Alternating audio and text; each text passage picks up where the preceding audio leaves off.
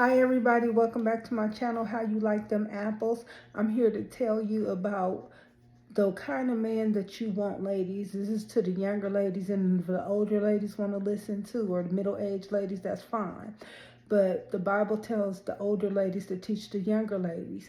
So I'm going to teach you about a godly man. Okay, now when you're looking for a husband, okay, don't get tempted and go off in the world to get a man. I don't care if he have morals, values, and I don't care if he's rich and have a lot of money. That does not matter, because God calls for a man to protect a woman, right? How can a worldly man that's not following God protect you? I don't care how much money he has. I don't care how moral he is. If he doesn't have God as the head of his life, he cannot protect you properly. He can protect your physical being, but he cannot protect you spiritually. He cannot protect your soul, and he cannot lead you to heaven. So, what good is a man with money, or what good is a man with morals if he don't have God? Okay? So get you a God-fearing man. I'm talking about not the fake ones, not the ones that profess to love God with their lips and their heart is far from God. I'm talking about a real godly man that's obedient to God in all his ways every day and every night. I ain't talking about he's going to be perfect now, okay? We all struggle and fall short of the glory of God. A righteous man falls 7 times and he rise again.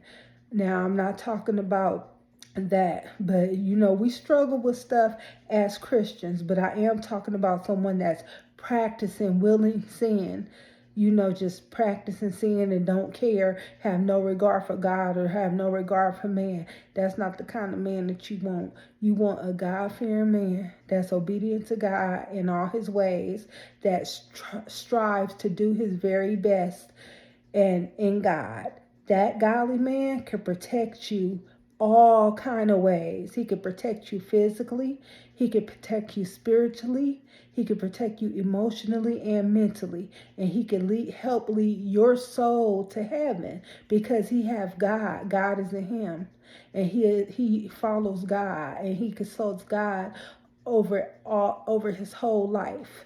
And so he will be able to lead you to heaven. He will be able to, like when Satan attacks you mentally or spiritually, your godly man, God will give him the wisdom to know how to lead you, know how to protect you, and he can protect you from the darts, the fiery darts that the devil throw at you. He can console your spirit. He can console your soul and not just your flesh, okay? Like a worldly man can. So that's why you want a godly man, as opposed to a man that's in the world, okay? I don't care what he got. That don't mean anything. If a man can't lead you to heaven, and if a man can't protect your spirit and soul, don't nothing else matter, ladies. And you can really mess your life up by not choosing the right man. Now, you have to, in order to choose the right man, you have to be wise and you have to be patient, okay? A godly man is not going to want to have sex with you before marriage, okay? He will not have sex with you before marriage, okay? Now, when a man and a woman meet, of course, there's feelings and there's sexual attention, especially if you're liking each other a lot and you fall in love. Okay, there's that sexual attention. A man should want to have sex with the woman he loves, and the woman should want to have sex with the man she loves. That's what God created man and woman for. But it's about self-control, and it's a time and place for everything. God also created the union of marriage so two people won't be in sin when they have sex within marriage. And so if a man really loves you, even though he may want to have sex with you, he's not going to, because he cares about your soul and he cares about what God thinks of you and what God thinks of him. So he'll wait until you're married to have sex with you. That's number one. Number two, another godly man, another point, a godly man will pray over you. A godly man will make sure that you are okay mentally, physically, spiritually, and emotionally. You know what I'm saying? And it's not about sex and money. Two people can hang out and get to know each other and get to watch each other and see if you guys are meant to be. See if you guys want to be with each other for eternity without sex and without spending money, okay? Now, it's okay for a man to buy you flowers, take you out to dinner, and you can take him out to dinner too. You know, money is nothing. Money comes and goes, but your body is sacred, okay?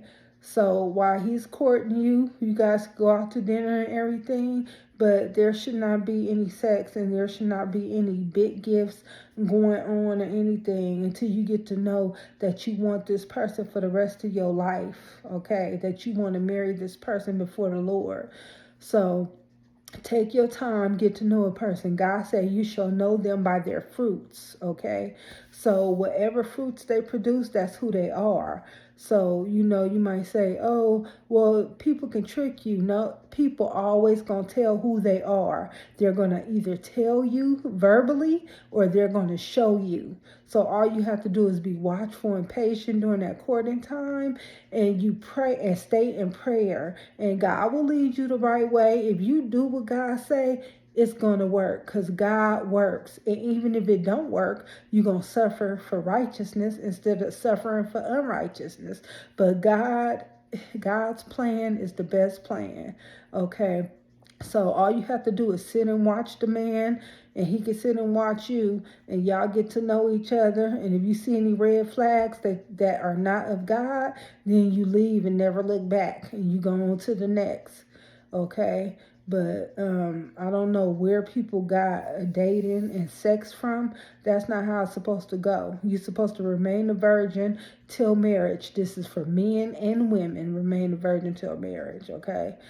So you get you a godly man. Don't get you a worldly man, because a worldly man cannot. He can't do anything for you. Only a godly man can cover you in all areas. Okay, and he can lead you to heaven. He can lead your soul to heaven because he'll have wisdom from God to do so. So you don't want to mess your life up by getting somebody that is not of God. So be wise in who you choose, young ladies, because and there's no divorce only except for adultery. So if you get married and the husband or the wife commits adultery, God would rather for you to work it out. But if you don't want to work it out and you just can't take it, you want a divorce, then you got the right to divorce. The person who got cheated on got the right to divorce and got the right to remarry. But the person that cheats, they don't have the right to remarry. They got to either stay single for the rest of their life. So you guys got to be careful. Take marriage serious. Think about it long and hard, because marriage is not no joke. This world will tell you to do what you want to do, separate because you're incompatible, do this, do that. You don't listen to them. You listen to God and do what God says do, because God's way is the best way and God's way is the real way.